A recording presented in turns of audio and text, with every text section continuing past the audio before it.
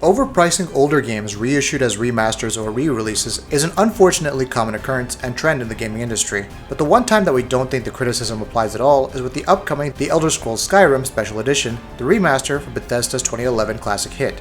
The remaster of Skyrim is very extensive, it includes all the DLC ever released for the game also remastered, and it introduces mod support for consoles too. In other words, this is the rare remaster that can get away with being full priced.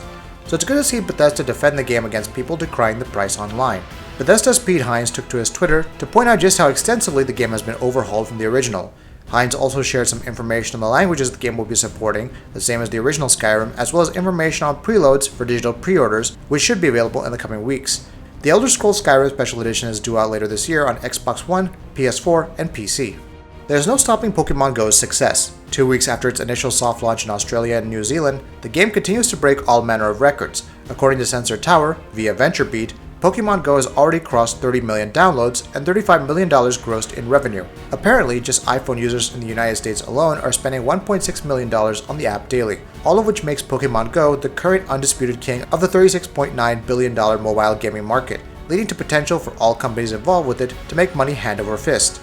The amazing news here is that Pokemon Go's official availability continues to remain very low, but it looks like after having taken stock of the blatant disregard for safety rules that the app has caused in the rest of the world, the Japanese government is trying to get a jump on it all by preemptively issuing safety warnings.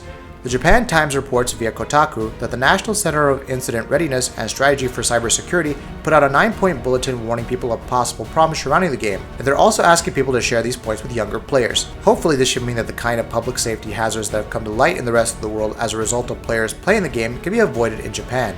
Then again, it's not like people in the rest of the world aren't aware of how to look after themselves either. It's just that when you get into catching them all, you apparently seem to lose all sense of your surroundings. Let's hope Japanese players are smarter about that, since they have so many examples of what not to do by this point. The third season of Telltale's The Walking Dead is due next year, and today at Comic-Con, the company shared some new details on what fans can expect. Telltale hinted that the third season will be seeing players play as Javier and Clementine, although they also know that players may not be necessarily playing them at the same time, hinting perhaps that the two characters may get separated a lot from each other over the course of the story.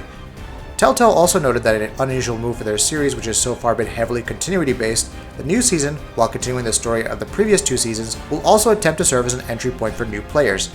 They also confirmed that AJ, the son of Rebecca from Season 2, will be appearing in Season 3.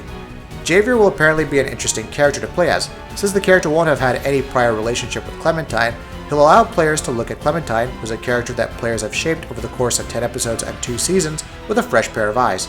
Presumably, he'll also serve as an insert for the newcomers to the series, whom Telltale are trying to appeal to. One of the biggest trade secrets for a console manufacturer is their licensing and dev kits fees that they charge. Usually, you try to keep this kind of thing a secret so the competition does not undercut you and try to provide a better deal to a developer you may be working with, poaching them away.